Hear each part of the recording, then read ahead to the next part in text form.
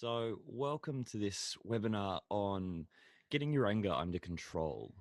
This webinar is for you. If you want to change and take responsibility for your anger, if you know that you get angry easily, and that when your anger is explosive, it's out of control.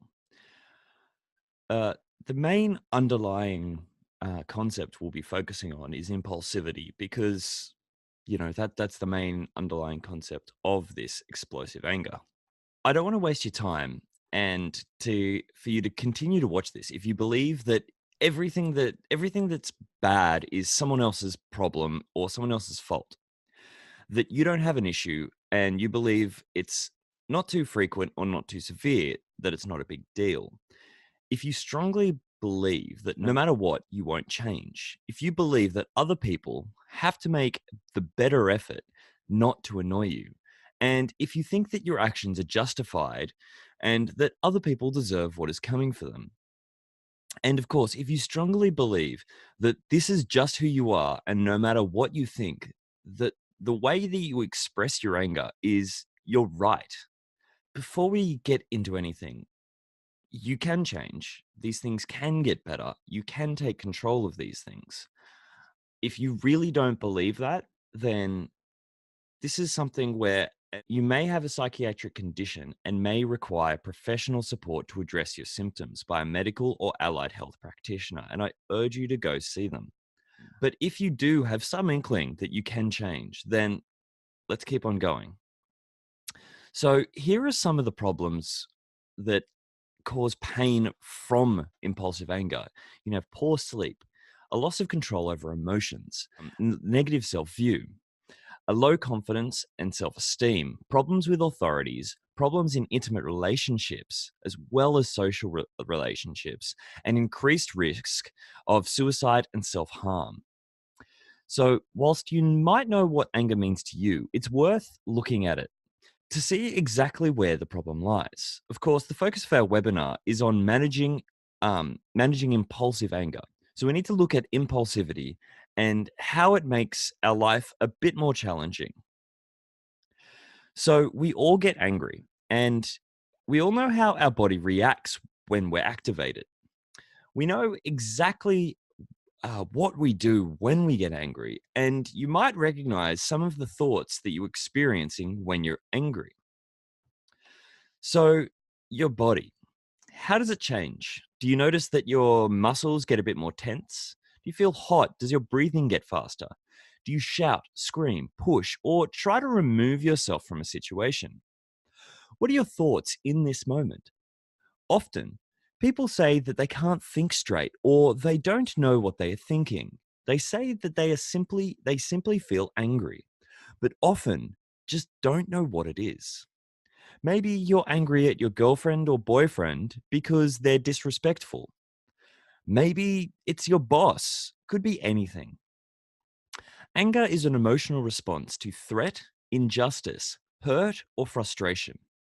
Anger is an emotion that all of us are familiar with. In fact, it is one of the 6 universal emotions across all cultures, including enjoyment or joy, sadness, disgust, surprise, and fear. Early research by a researcher called Paul Ekman focused on facial expressions of anger and also found that this was universal. You can ask a 5-year-old child to show you their angry face, and they'd be able to pull their eyebrows together and tighten the muscles of their jaw. So recently, this same researcher has released an atlas of emotions, and in his version, he considers other states of anger. When we talk about anger, we talk about the 50 different shades of anger, from annoyance to fury, in different intensities, different reactions and triggers. He noted annoyance, frustration, exacerbation, argumentativeness, bitterness, vengefulness, and fury. So while we say anger, what we actually mean are a number of different emotions that we need to manage or control in order to not get ourselves into trouble. So, hostility, the belief that other people are threatening and the world is unjust. bitterness, dwelling over hostile thoughts about a specific person or event. Aggression. This is a behavior that can cause physical or emotional damage to protect us from future harm. It's interesting that while behavior is aimed to protect us, it's at the same time so damaging to others and ourselves. So, whenever someone says that a person has an anger management problem, they actually refer to an aggression management problem because that's what people can see as a problem. Now, animals can show aggression to protect themselves, to maintain hierarchy in the community, and in a struggle for females and food. Similar to animals, when we feel threatened, when your life is in danger, or when our children are in danger, we feel this same emotion. Anthropologists, biologists, and psychologists know different behaviors and patterns of aggression when defending yourself versus when planning an attack. And from mothers defending their infants, from predators chasing prey, in fear induced aggression, in sex related aggression, and in territorial aggression. But as human beings, we've evolved to cooperate more than to fight, to be at peace more than be at war, to care and to create rather than destroy. So, aggression is complex, and we need to be careful not to oversimplify it. So, we can kind of consider anger on a continuum from adaptive to maladaptive. At low levels, it may serve to strengthen attachments and friendships by communicating needed adjustments or signaling violations of personal rights. For example, you can communicate to your friends how you want to be treated and what's important to you. And this is an opportunity to eliminate any frustrations or annoyance. However, moderately intense, frequent, or prolonged anger tends to disrupt or even to sever social relationships. We might break items, scream, shout at people, and cause them harm in other ways. If we're looking at our work, which is, where we spend a lot of time during our adult lives, here are some examples of how we can sabotage our careers. We can come to work late. We can be sarcastic and critical. We can behave aggressively, speak rudely, steal. The list keeps on going. And this is especially bad. I mean, if these behaviors start, the interpersonal ones anyway, start being directed towards managers or bosses. So you might have a number of beliefs that make it easier for you to get and stay angry. You might have a lot of should and musts. For example, people must be polite. No one should criticize me. I should get everything immediately. I can't accept no. People shan't reject me. The rules are not for me. I am entitled to this revenge, and I am a God given gift to humanity. How dare anyone not accept or appreciate me? Now, there are some other things that can also contribute to anger. For example, living conditions. If it's crowded, or if you don't have any space for yourself, being of a low socioeconomic status or having debt goes without saying is very stressful. And of course, your health, chronic stress issues, which once again, if you suffer from a chronic stress disorder and you're not seeking medical attention, I urge you to go see a medical professional about this. Drugs and alcohol can also increase uh, anger, and it's not just when you're on these drugs; it's also when you're coming off them. When your brain's sort of bouncing back from the chemical high, and also gambling, especially when you lose. So, low frustration tolerance happens when you get frustrated easily. And high frustration tolerance refers to situations when you can tolerate discomfort while waiting for what you want.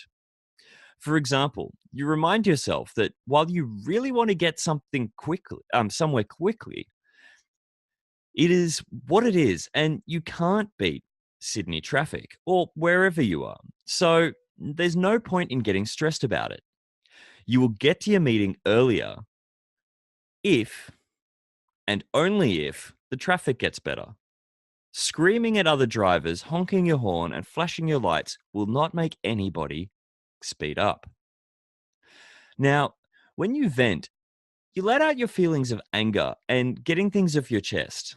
It's often explosive and can be aggressive. Initially, you might feel relief, but soon after, you just feel ashamed, out of control, and sad. Whilst initially it was considered to be helpful for people to get their anger out, more recent findings have just found that it just exacerbates the problem in the long term. So you might remember people saying, get some foam or rubber bats um, that and hit something. So it wasn't damaging anything, but you could get this out. Basically, this just increases the chance of future angry outbursts. So another issue is rumination, which refers to thinking deeply about something, dwelling, not being able to stop and to move away from unhealthy, not being able to stop and not being able to move away from unhealthy repeated thinking. From time to time, the majority of us ruminate. The problem arises when we are overly focused on particularly angry memories. Memories of injustice, thoughts of vengeance and revenge. Engaging in rumination might increase adrenaline and cortisol release as a part of a flight or fight activation. Because your brain reacts not only to an actual stressor, but to a perceived one as well. Remembering unjust memories will produce the same result. What you need to do is catch yourself from time to time when you engage in these engage in these ruminative thoughts and redirect your attention somewhere else. Do not entertain such thoughts for a prolonged period of time. It won't be helpful. So, here's what not to do. Don't try to suppress or make yourself stop thinking about something. You can't order yourself to not think about something. For example, if you eat ice cream, think about your favorite flavor. Bring back the memory of eating this ice cream on a hot summer's day, how you bite into it, how it melts in your mouth, how nice and delicious it is. Now stop immediately. It's hard, isn't it? That is why it is far better to allow yourself to redirect your attention to something else. So, I'd like you to start thinking about numbers or try to solve a puzzle or a mathematic equation. Now, this can be as complex or as simple as you like, but I guarantee you, if you try to start working out times 8 by 6, then add that number to 173 minus 84, keep on going with this sort of thing, and then try to come to the number, you're not going to be thinking about that angry thought anymore. If you don't like maths, try to think of some other problem. Do a Sudoku puzzle. Do a jigsaw puzzle. Anything that will hold your attention for long enough. And trust me, whilst you perform activities that require such concentration, you simply can't engage in the unhelpful rumination at the same time. So, you can help yourself by asking the following questions. Right now, I'm ruminating about how the boss was so unfair to me during the last review. Is it helpful? Does it really matter? Would it matter in 2 years? What else makes this rumination worse? Am I hungry, stressed? Am I tired? Do I have all the facts? Am I jumping to conclusions? Can I think about it tomorrow?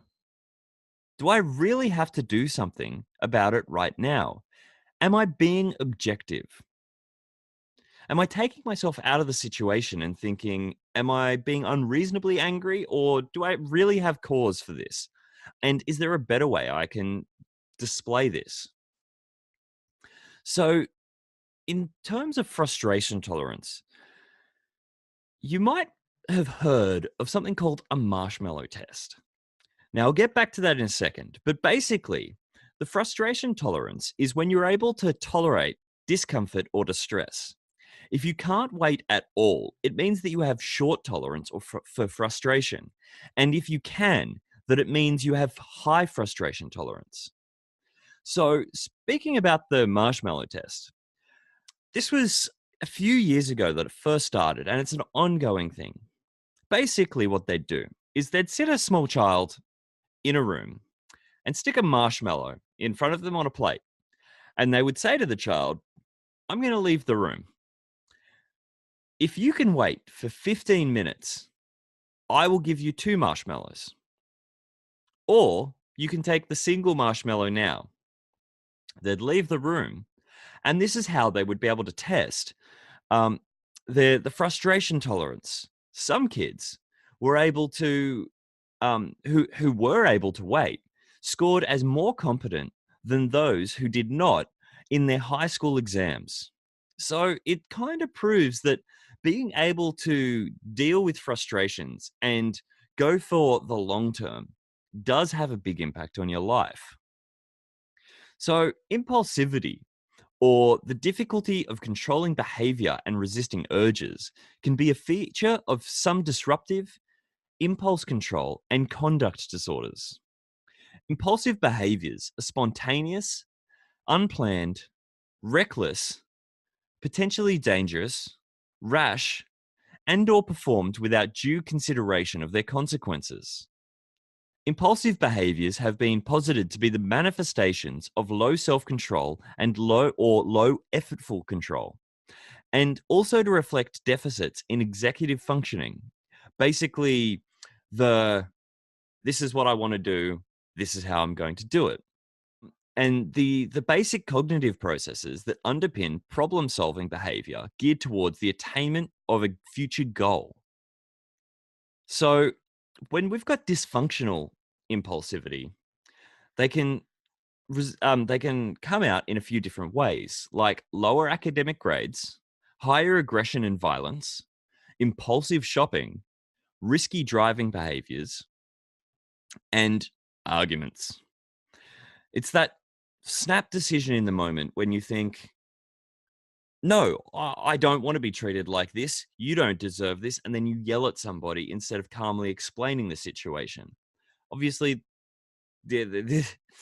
how to deal with arguments is not within the scope of this webinar, but you can kind of see how it all kind of ties in together. So other factors that can come in, that come from dysfunctional impulsivity include stealing, weight gain and obesity, increased risky behaviors, suicide attempts, and self-injury. So what is this impulsive personality trait? Basically, this is people who experience this experience negative urgency, which is basically defined as the tendency to act rashly when experiencing a negative effect. There's a lack of premeditation, which is conceptually similar to non planning. There's a lack of perseverance, or a tendency to abandon goal directed behaviors, and there's sensation seeking, defined as a preference for intense, novel, or risky experiences. Basically, anything that kind of gives instant satisfaction. So, how does our impulsivity impact our anger or aggression expression? There have been two types of aggression identified: impulsive and premeditated. Aggression is any form of behavior manifested by an individual which usually tends to cause pain, suffering, or damage to another person. The development of aggressive behavior in adolescence is often considered as the result of many factors such as hyperactivity, impulsivity, poor social problem solving skills, low self esteem, low frustration tolerance, harsh parenting, and exposure to media violence. For example, and the list goes on. Frustrations have always been inevitable in human life.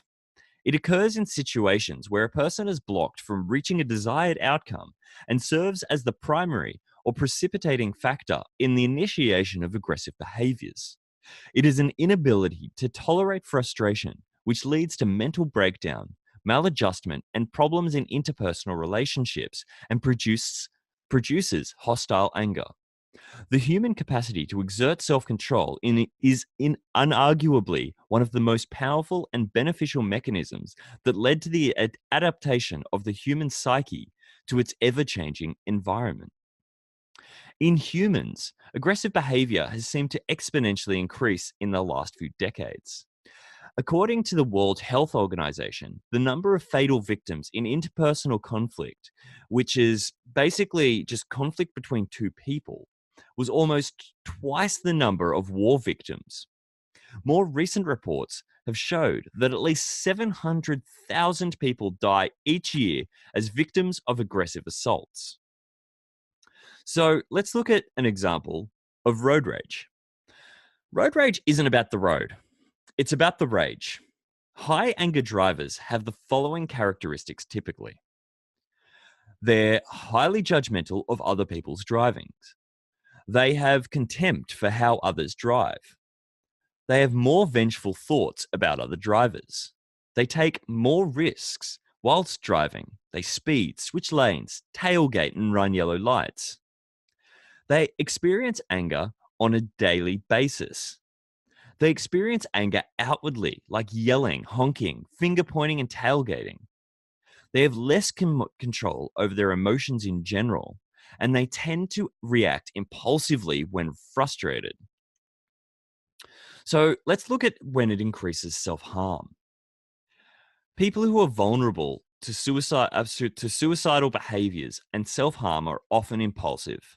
In the moment, when you feel overwhelmed with painful memories or thoughts, when you feel hopeless and don't see how things could be better, if you have a very poor ability to tolerate such distress, or if you don't have a well-developed coping or self-soothing skill, and you are impulsive, you are more likely at risk. If you know this about yourself, please seek help. If you feel completely overwhelmed, please call 000 or Lifeline. It's really important. Let's have a look at when impulsivity and addictions lead to rehab relapse. When we are trying to get better, we need to persevere through discomfort. We need to have a plan when it feels horrible, when we want to give up, when we need to help ourselves. If we're not well prepared, don't have a plan, and can't cope with our triggers and negative moods, we are more likely to relapse. And this isn't just with drugs. This is if you're on a program like we have at impulsivity.com.au, it's the same sort of thing. You can go back into old behaviors. You need a plan and you need to keep on it. So, interestingly, research shows that the more people engaged in impulsive aggression in their intimate relationships were usually people who just snapped than those that were premeditated. It's essential for us to learn to manage our impulsivity well in order to have loving and healthy relationships, because it's not um that's a stat on the screen right now. It's 20% was premeditated versus 80% that was just snap decision in the moment. Couple of different stats from a few different places, but basically they all say the same thing. So, not only is it important for you to manage your anger well, it's essential to learn to manage your impulsivity. So, not only anger can be a problem for you, but management of aggression, learning how to express it in a healthy way. Excuse me. If you don't manage your impulsivity at the same time, you are more likely to place your relationships at risk and jeopardize your career, health, and many other factors. It'll even be difficult to stick to a new health plan, diet or exercise routine, or give up addictions. So, whether you acknowledge it or not, impulsivity sabotages your progress and makes it harder for you to be in control of your behavior. Let's look at 8 essential steps on fixing this anger issue. 1. You need to start paying attention to the early warning signs of your anger. You need to be aware of the changes in your body, in your thinking, and in your behavior. Sometimes we simply lie to ourselves by saying that we're not angry. When our fists are clenched, You can see red and you just have hostile thoughts. So pay attention to the early warning signs and don't ignore them. You really just snap. Pay attention and intervene early before you reach that level of fury or rage. 2. Know your triggers. You need to know what sets you off. For many of us, it can be a simple stress. The more we get overworked or stretched out, the more likely we are able to get a bit impatient. Frustrations can be as simple as you don't spend your whole lunch break trying to reach somebody. You've been on hold to speak to a government department for 45 minutes and finally someone answers the phone. And while they try to connect you with the right person, you get disconnected. Irritations can be someone getting on your nerves. Maybe you don't even notice that somebody's has an annoying habit, but today this thing is just setting you off. So it can also be when something horrible happens to us. 3. Know the enemy. Nicotine and steroids, lack of sleep, and living conditions. Mental illness or trauma and bereavement, all of these factors can set you off. They're all things that you can know about well in advance and can control for. Sometimes you might not always be able to get enough sleep. You might not be able to control your living conditions, but you can be aware of them and at least be aware that they can affect your anger. 4. Problem solving skills. Before you do anything, ask yourself how this will help you. Even pressing pause and asking yourself this question can help you to respond rather than react in response to the trigger. If you're about to insult your partner, what are you hoping to achieve? Do you want them to feel humiliated, sad, or frustrated? Do you think you will feel better once you see them being upset or cry? Do you think you will be less angry if they are upset? What is it that you want? If you want them to change their behavior, surely another approach might be more beneficial. So, what's the benefit of getting angry? And what is the cost? The majority of the time, when we talk about impulsive anger, the outcomes are negative. You might say something and then feel embarrassed. So, number 5, calming techniques.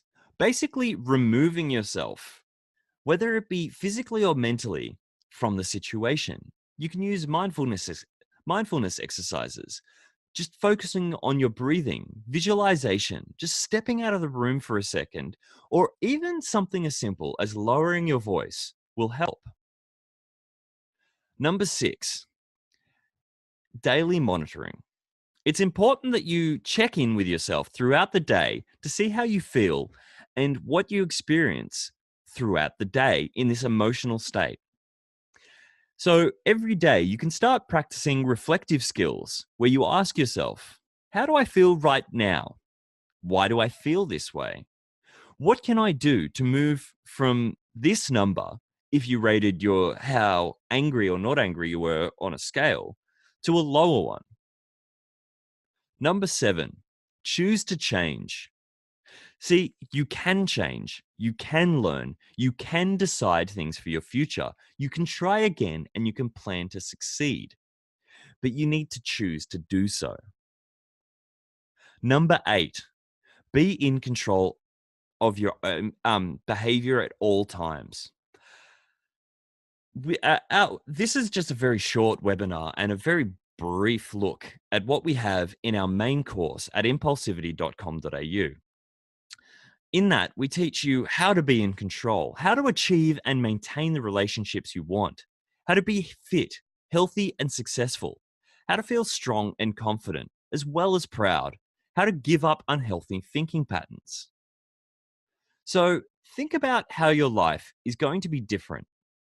Think about how it's going to be better. No more feeling ashamed and regret behaving stupidly. Stop torturing yourself emotionally. Think about your social and intimate relationships. Imagine being in a loving relationship without all the yelling, the one you truly deserve. Can you imagine all of the possibilities when you feel that you're always in control of yourself and how you react to the negative events and triggers, urges, or impulses? No more emotional roller coaster. You are always in control. So, we hope you enjoyed this webinar and that you learned some new tips to better manage your impulsive anger. And if you do have any questions at all, whatever you need, feel free to reach out to us at hello@impulsivity.com.au and we will do our very best to help you out.